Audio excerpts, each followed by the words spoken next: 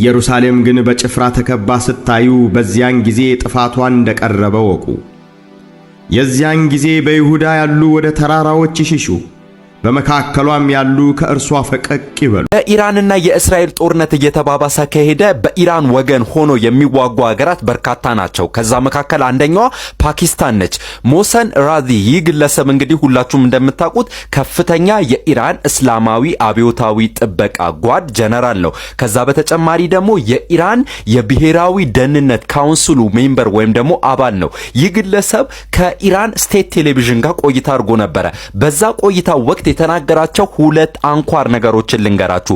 የመጀመሪያው እስራኤል የኒውክሌር የጦር መሳሪያን ተጠቅማ በኢራን ላይ ጥቃት የምትሰነዝር ከሆነ ፓኪስታን ኢራንን በመደገፍ የኒውክሌር የጦር መሳሪያ ተጠቅማ ጥቃት ትሰነዝራለች ነው በእስራኤል ላይ። እንግዲህ ሁላችሁም እንደምታውቁት ፓኪስታን የኒውክሌር የጦር መሳሪያ የታጠቀ ሚሳኤል እንዳላት የሚታወቅ ነገር ነው። ከዛ መካከል እንግዲህ ሻሂን 3 የሚባለው ነው። ይህ ሻሂን 3 የሚባለው ኒውክሌር የጦር መሳሪያ የታጠቀ ሚሳኤል እስከ 2700 እና ከዛ በላይ ኪሎ ሜትር ይጓዛል። ያ ደግሞ ለፓኪስታን ምን አይነት ጥንካሬ ሰጥቷታል ካላችሁ እስራኤልን ማንኛውንም ከተማ የመምታት አቅም ሰጥቷታል ማለት ነው። ስለዚህ ይህንን ንግግር ሞሰን ራዚ በስቴት ቴሌቪዥኑ ላይ ተናግሮታል። ሁለተኛ ደግሞ ኢራን ሪቬል ያላረገችው ወይም ደግሞ ያልገለጸችው በርካታ አቅሞች እንዳላትና በሚቀጥሉት ጊዜያታት ደግሞ እንደምትገልጸው ገልጸዋል። ከዛ በተጨማሪ ደግሞ ፓኪስታን ጥሪ አቅርበዋል። ፓኪስታን ጥሪ ያቀረቡት ለኦአይሲ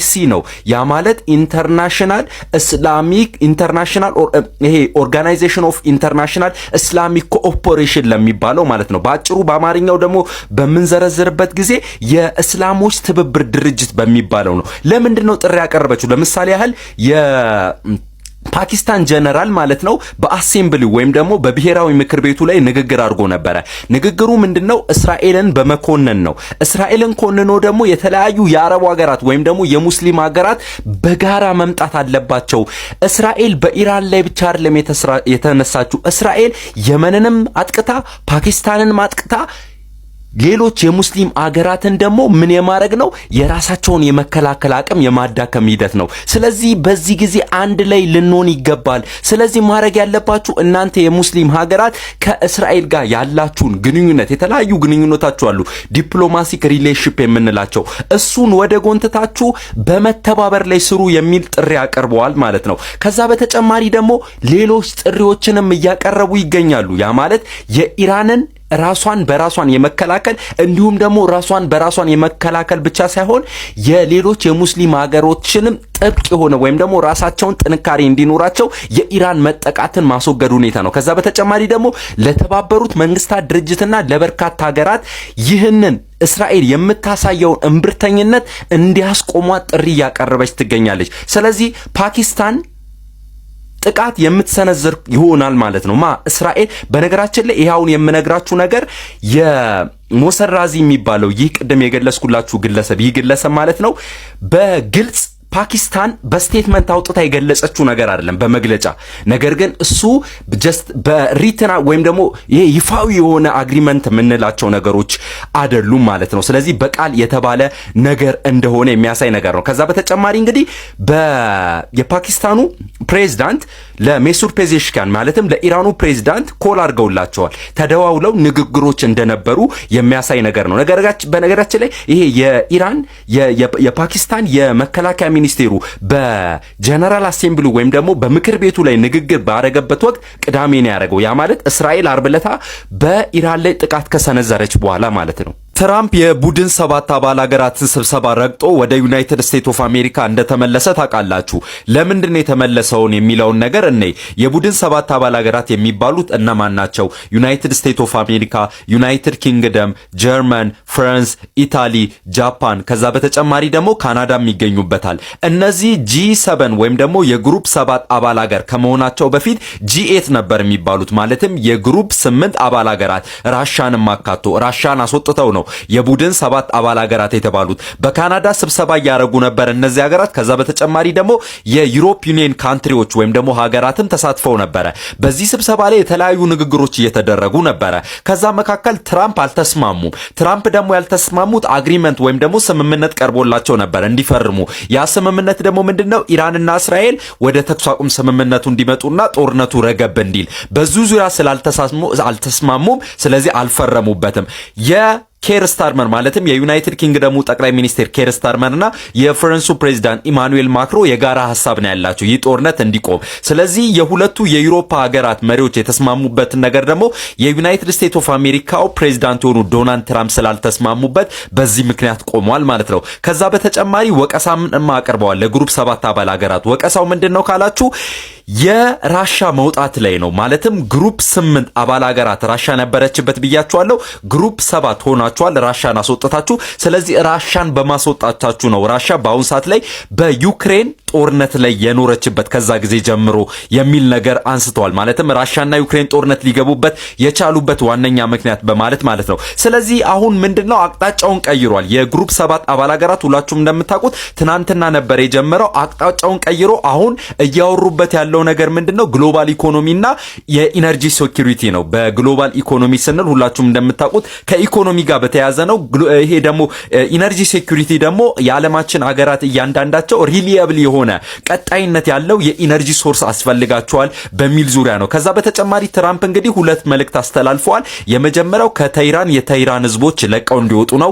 ሁለተኛውና ዋነኛው ኮር ሐሳብ ደግሞ ምንድነው? ኢራን በኒውክሌር መርሃ ግብሯ ዙሪያ ላይ ከዩናይትድ ስቴትስ ኦፍ አሜሪካ ጋር ስምምነት መድረስ አለባት ብለው ተናግረዋል ማለት ነው። ስለዚህ የግሩፕ 7 አባል ሀገራት አሁን አቅጣጫውን ቀይሮ በአሁን ሰዓት ፎከስ ያደረገው በግሎባል ኢኮኖሚና በኢነርጂ ሴኩሪቲ ላይ ነው።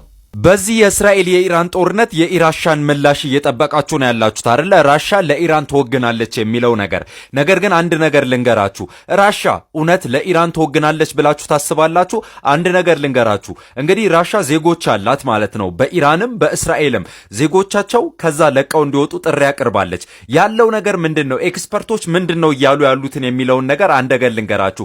ከዚህ በፊት እንግዲህ ሁላችሁም እንደምታውቁት ባሳለፍነው ወራት በአፕሪል 25 እንደ አውሮፓውያን አቆጣጠር ራሻና ኢራን አንድ ስምምነት ተፈራርመዋል። ያ ስምምነት ግን ስትራቴጂክ ፓርትነርሺፕ ነው እንጂ ሚሊተሪ አሊያንስ ወይም ደግሞ ወታደራዊ ትብብር አይደለም። ይህንንም ደግሞ የራሻ ባለስልጣን ለኢራን የወታደርም ሆነ እንዲሁም ደግሞ የጦር መሳሪያ ድጋፍ እንደማያረጉ ገልጸዋል። ማለትም ስምምነታቸው ባጥሩ ስትራቴጂክ ፓርትነርሺፕ ነው እንጂ ሚሊተሪ አሊያንስ ወይም ደግሞ የወታደራዊ ትብብር አይደለም ማለት ነው። ይህ በምስሉ ላይ የምታዩት እንግዲህ በአፕሪል ወር የራሻው ፕሬዝዳንት የሆኑት ቭላድሚር ፑቲንና ኢራኑ ፕሬዝዳንት የሆኑት ማሱድ ፔዜሽካን ሲፈራረሙ ከዛ በኋላ እርስ በርሳቸው ሲጨባበጡና ዶክመንቱ ሲለዋወጡ የሚያሳይ ምስል ነው። ስለዚህ ባጭሩ ስትራቴጂክ ፓርትነርሺፕ ነው ያላቸው። ስለዚህ ራሻ በእስራኤልና በኢራን ጦርነት ምንድነው ልታረግ የምትችለው ካላችሁ 3 ነገር ልታረግ ትችላለች።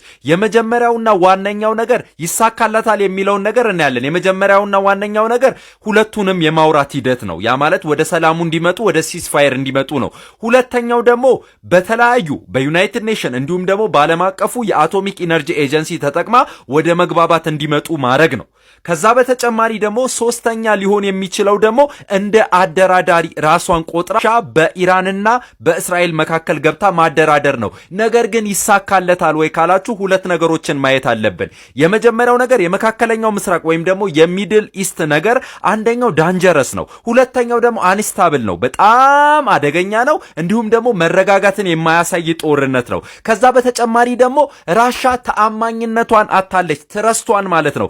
ከትረስት በተጨማሪ ደግሞ ተጽዕኖ ማሳደር አችልም በመካከለኛው ምስራቅ። ለምሳሌ ባሳለፍነው ዓመት በ2024 እንደ አውሮፓውያን አቆጣጠር ለሶሪያው መንግስት እርዳታ አላረገችም ራሻ። በዚህ የተነሳ ደግሞ በመካከለኛው ምስራቅ የራሻ ኢንፍሉዌንስ ወይም ደግሞ ተጽዕኖ በጣም እየወረደ መጥቷል። ከዚህ በፊት ሁላችሁም እንደምታውቁት በራሻ ዩክሬን ጦርነት ኢራን ከፍተኛ የሆነ የተለያዩ የጦር መሳሪያ ድጋፎችን አርጋለች ለራሻ ኢራን ማለት ነው። በዚህም ድሮኖችን እንደምታውቁት በዋነኝነት ራሻ ኢራን የምትፈልጋት ለድሮኖችና ለተለያዩ መሳሪያዎች ነው። ነገር ግን እነዚህ ድሮኖችን ራሻ በአሁን ሰዓት በራሷ እያመረተች ነው። በወር ወደ 2700 እያመረተች ነው። ስለዚህ ያን ያህል ዲፔንደንት አይደለችም በማለት በኢራን ላይ ራሻ ራሷንም በተለያዩ የጦር መሳሪያዎች ምን እያለገች ስለሆነ እያዳበረች ስለሆነ ስለዚህ ባጭሩ ሊሆንላት ይችላል ተብሎ የሚታሰብ ቅድም የዘረዝርኩላችሁ 3 ነገሮች ናቸው። ማደራደር ራሷ ገብታ እንዲሁም ደግሞ የተለያዩ የዩናይትድ ኔሽን እንዲሁም ደግሞ የዓለም አቀፉ የአቶሚክ ኢነርጂ ኤጀንሲ ተጠቅማ ነገር ግን ይሳካላታል ወይ ነው። በነገራችን ላይ ለእስራኤሉ ጠቅላይ ሚኒስትር ቤንያሚን ኔታንያሁ የኢራኑ የራሻው ፕሬዝዳንት ቭላድሚር ፑቲን ደውሎለታል በዚህ ጦርነት የተነሳ ማለት ነው። እስቲ የምናየው ይሆናል።